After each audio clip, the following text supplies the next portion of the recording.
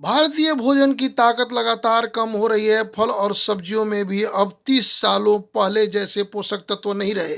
अनाज, दाल, सब्जी और फल सभी में कार्बोहाइड्रेट और प्रोटीन में कमी आई है।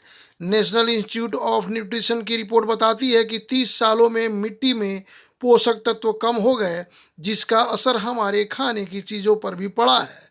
नेशनल इंस्टीट्यूट ऑफ न्यूट्रिशन ने शोध के लिए 528 खाद्यों में मौजूद 151 पोषक तत्वों का विश्लेषण किया। इसके लिए देश के 6 अलग अलग भौगोलिक क्षेत्रों से खाद्यों के नमूने लिए गए और 1989 में इन पदार्थों में पाए गए पोषक तत्वों से उनकी तुलना की गई। इसके परिणाम चौंकाने वाले आए। पता चला कि सभी तरह के खाद्य पदार्थों में पोषक तत्व लगातार घट रहे हैं। यह चिंता का विषय है। मिट्टी में पोषक तत्वों की कमी का असर चौंकाने वाला है। भारतीय मिट्टी में पोषक तत्व कम हो रहे हैं, जिससे इसमें उगने वाले अनाज, सब्जी के पोषक तत्वों में गिरावट आ रही है।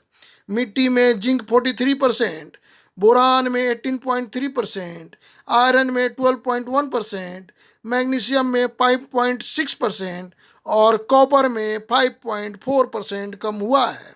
इतना ही नहीं, कुछ और अनाज जैसे मसूर दाल में 30 साल पहले की तुलना में 10% प्रोटीन की कमी आई है।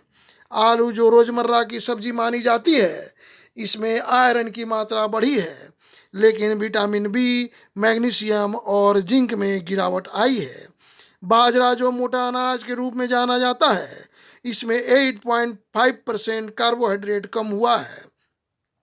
गेहूं, जो उत्तम आहार माना जाता है, इसमें 9% कार्बोहाइड्रेट कम हुआ है। इतना ही नहीं, मूंग दाल को स्वास्थ्य के लिए उत्तम माना जाता है, इसमें भी 6.12% आयरन घट गया है।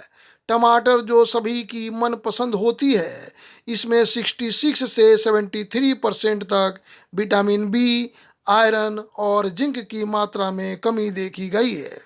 सेव, जो हमारे स्वास्थ्य के लिए उत्तम माना जाता है, यह हमारे शरीर के लिए सर्वोत्तम फल माना जाता है, इसमें 60% आयरन घट गई है।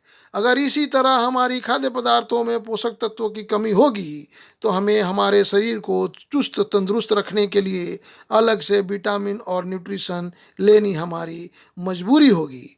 तभी तो यह प्रसिद्ध लाइन सार्थक होगी, हेल्थ इज वेल्थ, स्वास्थ्य ही धन है। यह जानकारी अच्छी लगी हो तो इस चैनल को सब्सक्राइब करें और ज़्यादा से ज़्यादा शेयर करें। धन्यवाद।